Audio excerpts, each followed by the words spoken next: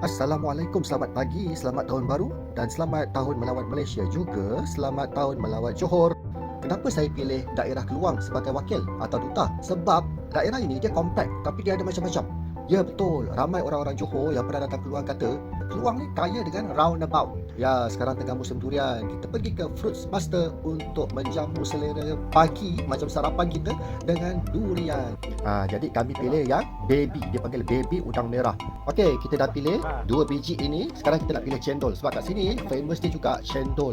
Pertama sekali jangan lupa baca doa makan. Tengok tu, segenggam dia punya saiz dia satu biji tau ni. Okey, ni kita pilih cendol golden bun.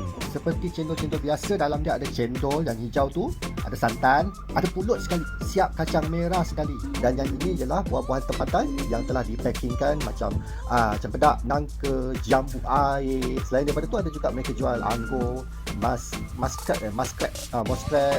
apple, limau. Juga ada buah naga